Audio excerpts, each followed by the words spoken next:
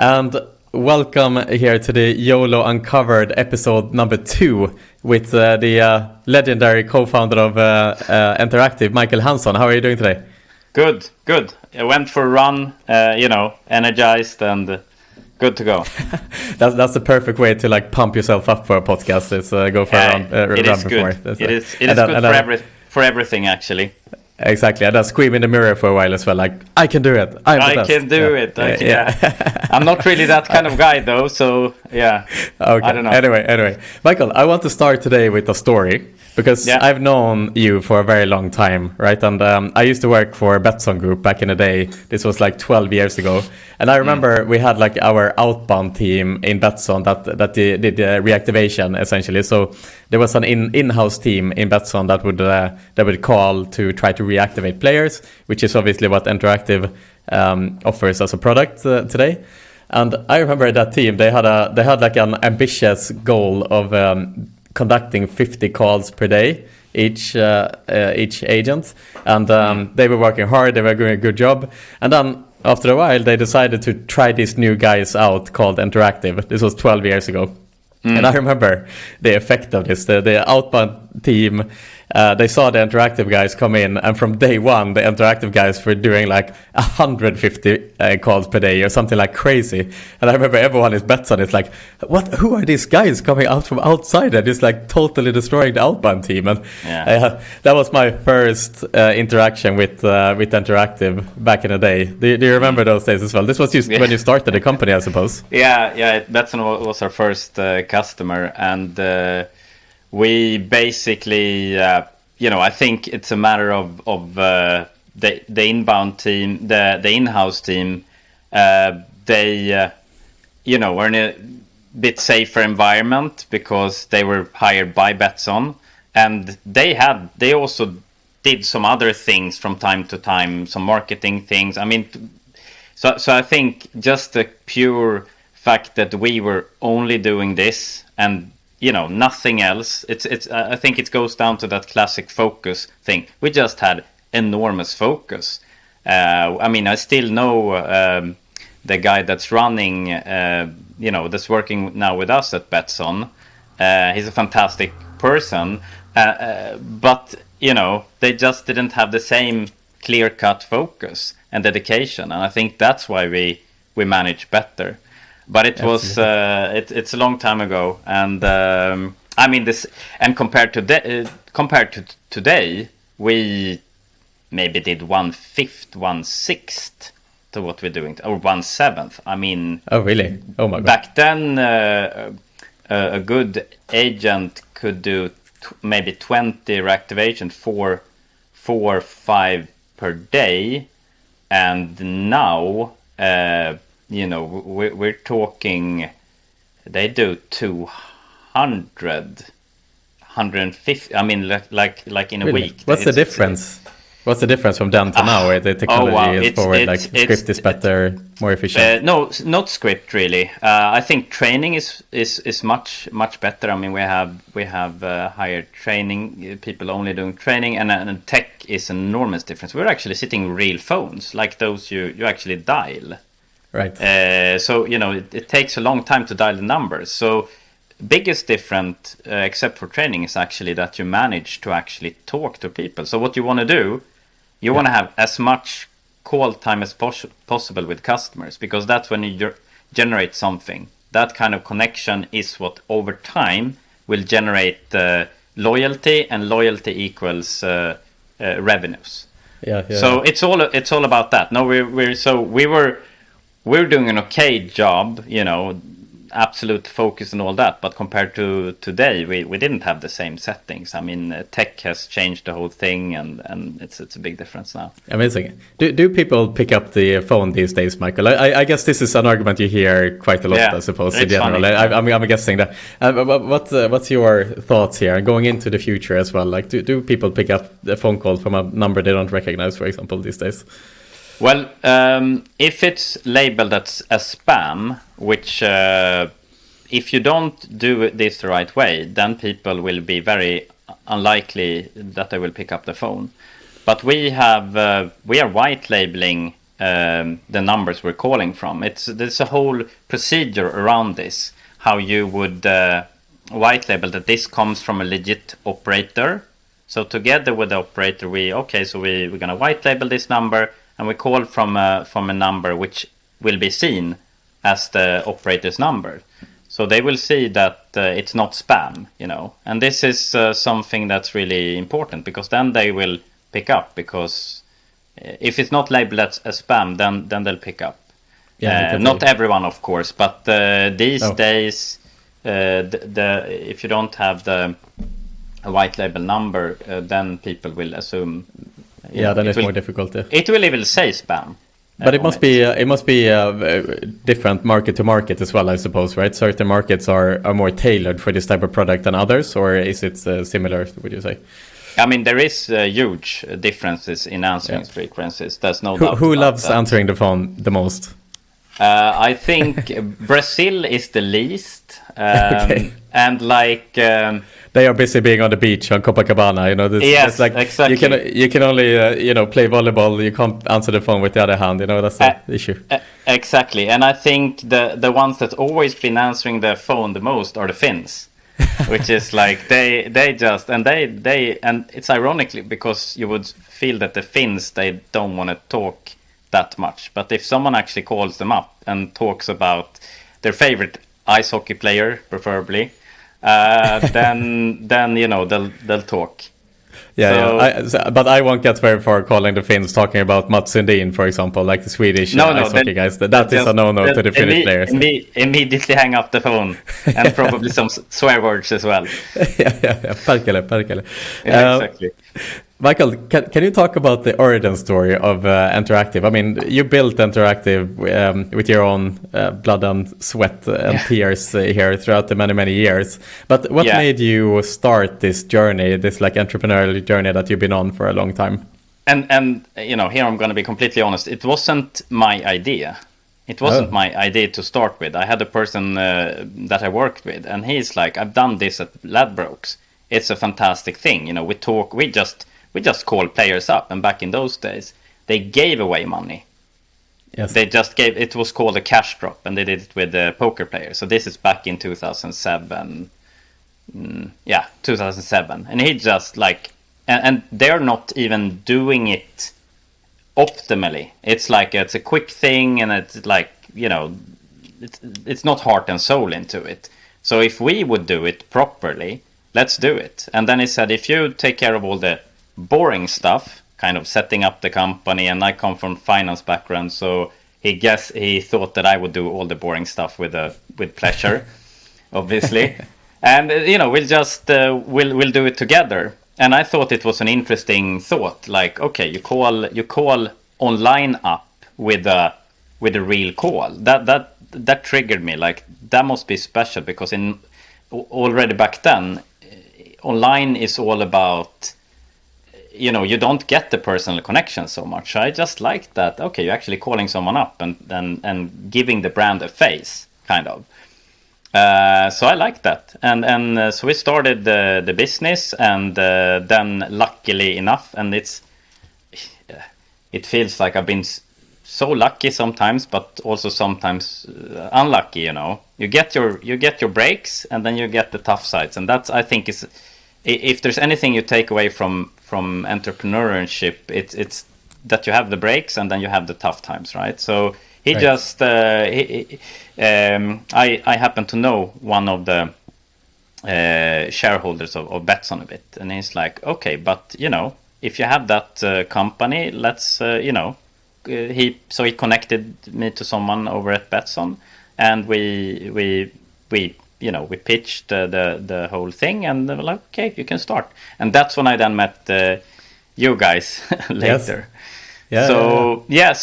So that's the thing. It wasn't me sitting there and getting a thing from above, like this is the path. It's like it's more of a circumstances. Really. Interesting. Yeah, I mean that's what it is. That's what it means to be an entrepreneur. I think often is to just kind of grab these opportunities and create something from thin air. How many people are you today, Mikael, in the company? 125. So we're 100 in roughly 100 in Malta, 20 something in Bucharest, and then we're 2 now in Miami. So okay, and that's the next ambition now, right? Is to build the venture over in the United States. That's the next big thing, and even you have moved over as well to Miami yourself, right? Yeah, exactly. So I'm here in Miami right now, and we just hired our first HR and office manager, Diana. So fantastic person, and just like you can. It is far away and it's another time zone and all that. But given what's going to happen over these years, especially US, the growth and the retention side of things coming in, it's like, let's just do it. Yeah. How is it comparison setting up an office and hiring employees and that whole process in Europe or Malta rather versus Miami and the United States? Yeah, I honestly, if I would have come here with a new company, I don't think we would have managed. It's like it's like requires more here. Even to get the visas, it's just everything costs more. Everything is, I mean, it's. I would say maybe it's easier once you get started because there's so much opportunity and there's the size. If you want to scale up or whatever, you can do it quickly. But you need the cash and you need the time and you need the know-how for the market. So it's special. US is special in every single way. I mean, you can see it in the fact that they don't use the metric system, the size of the cars and whatever. It's just a lot of things that are special for US. And honestly, they have their big continent here. And they have everything here that they actually need. So they can afford to do it their way. And it's just something that we as European have to accept that they're doing it that way, their way. Yeah. It's a good point actually with the Americans in that regard. I want to just take a step back here. I mean, you mentioned now, Mikael, of course, that you are 100+ person company. You come a long way. You're establishing yourself in the US at the moment, but along the way, can you talk a little bit more about the challenges that you've had as an entrepreneur along the way? There must have been many times where you kind of are ready to throw in the towel and stuff like that. It's the typical stories that all entrepreneurs have. Do you share any of these moments? I can share like the two moments, and one was when we got the first rev share report, because we were always gonna work on commission. We charge after we generate something. So we'd been working for like I think it was 2-3 months, and we got the first report from Betsson. Oh, it's going well. We felt this is going to be great, and we looked at I don't remember what it was, but 80 or 70 or 80,000 commission, and we've invested maybe the same amount. So we're like, oh my goodness, this is pretty good report. But then it turned out that we got the wrong number, and it was 16,000 euros. So we kind of burnt 60 grand back then, with 4 employees. That's a lot of money. We were quite proud because we managed to make it work, and it's maybe we're not going to lose that much money. We understood we're gonna lose money, but and I still remember like the I don't know how you say it in English, but the blinds going down. Like the game face over. Drops. And I tried to keep my composure and whatever. Yeah. So and I still remember this, and I think my co-founder, or my first employee actually, Pedram, who is still he's our operations manager now, and he does a great job and manages so much things. And I remember writing him a letter. This was just before Christmas, and I was just flying back to Sweden because I didn't live in Malta at all back then, and he was living in Malta. So I wrote him a letter, a handwritten letter, like sometimes when in the darkest moments, we need to remember that we have a longer journey and all that. So it was just such a letter because I felt I didn't want to just leave him on the island with this feeling, and I still hope he has that letter. I don't think that's a letter to frame. And I don't think I've written a proper letter since then. I don't know why I even wrote. I mean, we had emails then, but I just wrote a letter. And that was another thing regarding Betsson then, which was, Betsson bought BetSafe back in the days. Yep. And BetSafe had their own team.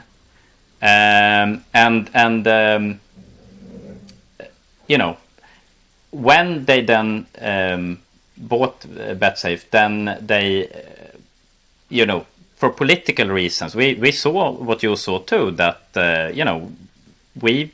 we were doing well. So we felt that there's space for both the in-house team and us, But for political reasons, mainly, they were like, okay. And I got an email actually, we'll have to cancel the agreement because we have the in-house team here and all that.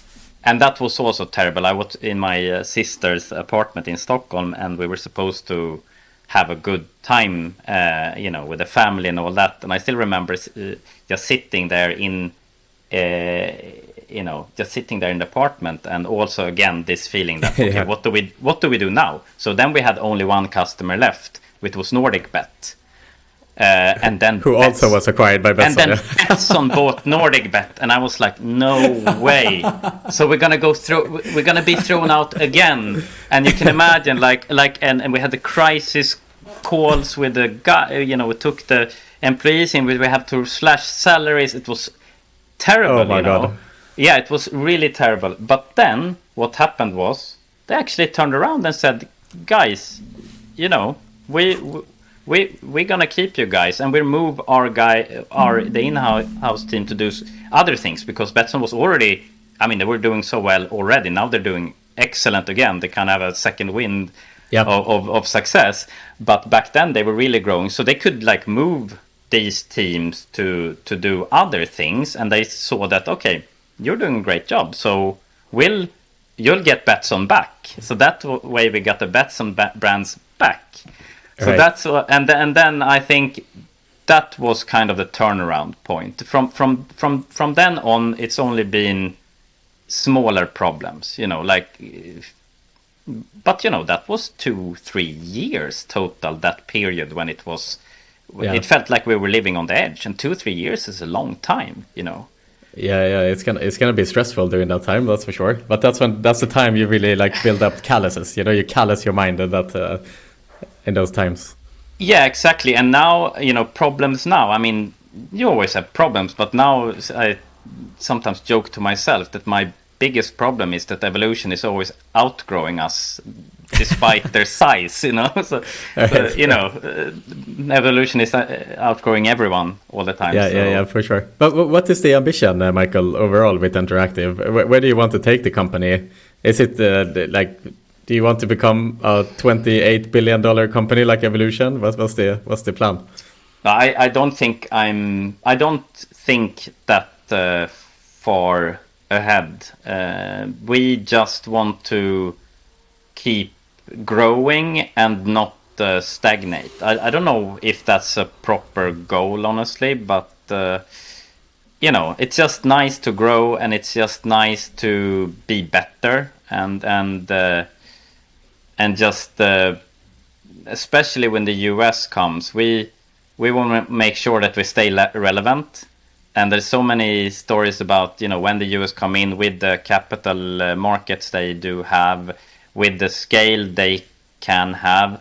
I think what we want to do, and that's why we set up in the US, we want to be relevant in the US. We want to show all the big operators, from FanDuel to BetMGM to Bally's and DraftKings, that we are not a European company coming to the US and setting up a one-person office for show. We're gonna put our feet down, and we're gonna hire Americans and service the American market the way it's supposed to be served. With we're doing it the American way, still not obviously losing the European, the good things we've done over the years, but adjust it to the US settings and doing it from the US, because I don't believe you can serve USA with a labor intense. We're quite labor intense. We have real people talking to customers. about their sports and whatever.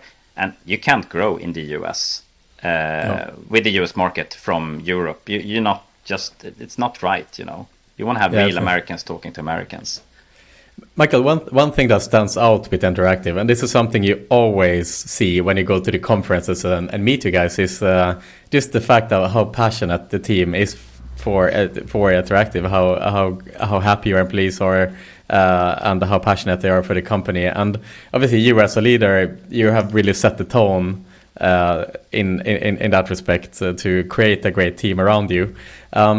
What's your like leadership style in general, and like as a leader, how do you approach building the team, keeping good atmosphere, and so on and so forth? What's a couple of suggestions you have? I think at the beginning you try to do everything. You think you're going to be good at everything. It's also part of the entrepreneurial journey, right? You think I can do this, I can do it. But I realize now that I'm generally not good at very many things. What I'm good at is that I really like people and I trust people, and that's you can turn it into a flaw as well, because you could say I'm naive and gullible, but that's just who I am, and I learned to live with that I really trust people and I believe in them and I like people, and that's my ultimate strength, and that's why we don't lose people, because I think and Pedram is much tougher than me and much more as he follows up. He's an excellent leader in everything that I lack, So I guess it's a bit of that. Without people like him and Andy and Daniel in the B2B or IT, they, just trust in them and know my limitations. I'm not good at many things, so I trust that others do it and they do it better than me. And I guess it's just being honest with yourself and being honest with others. That I'm not good at everything, for sure not. Yeah, interesting. Was that like a learning journey along the way that you realized that? Or, yeah. I think learning. I always knew that I'm not so practical, but it's difficult for yourself to yourself even to say that, okay, this is not my strength. But when you actually learn that, okay, I'm not good at following up on things. I'm visionary. I like to see things. I like to, think about the future and all that. And then I should do that. Because otherwise, if I'm going to be the one controlling everything, I'm going to lose out on things and it's not going to work that well. So I've learned to trust others. And that's just, and it's luxury. In the beginning, you don't have any other. So, I mean, you're one person with 3-4 people doing sales. And then you really have to force yourself to do everything. Yeah. Fair enough. And so you mentioned earlier, you were kind of standing and falling on Betsson Group back in the day. How many clients do you have today, and like who are the major clients that you have? 23 individual clients, but it's 138 brands total. Oh wow! Yeah. So I mean, Kindred is also a big customer. Kaizen. Now we have FanDuel, which is a big thing. And we have some really nice customer in. We have we have the Casumos, the Heroes, and all those. So we're very happy about the Entain we have as well. So I mean, we have. I was gonna say almost everyone, but that's not. There's still a lot of work to do. Yeah, definitely. Absolutely. So, and a final question for you here today, Michael. Just in general, what's next now for Enteractive? What's on the horizon? What's the big focus? I mean, you're obviously building the US office here. Is it like hardcore focus to sign up the US clients here? Is that the focus right now, or what comes next now for Enteractive? Yeah, I think to scale. I mean, as I said, we already have FanDuel. So it's about getting one or two more, but then these are so big that you can scale them to thousands of deposits a month. They're really scalable. But also not forget Europe and Asia, and just keep pushing. My goal now is to get back to a growth which is higher than the 20-30% we had the last years. I want to go up to 50 again. Not to have that just because you're bigger, you're going to go down in growth. So that's my challenge, and I think that's fun. That's a fun thing of challenging ourselves. Absolutely, Michael. It's been an absolute pleasure to have you on here, Michael, at the second episode of Yolo Uncovered, where we are exploring the portfolio companies of Yolo. And as you know, we are also part of Yolo Group. We are proud to be part of the investee group here together. So I'm looking forward to continue on the collaboration here, Michael. And I wish you all the best. And thank you so much for giving me your time today. And thank you, Per. It's been a pleasure.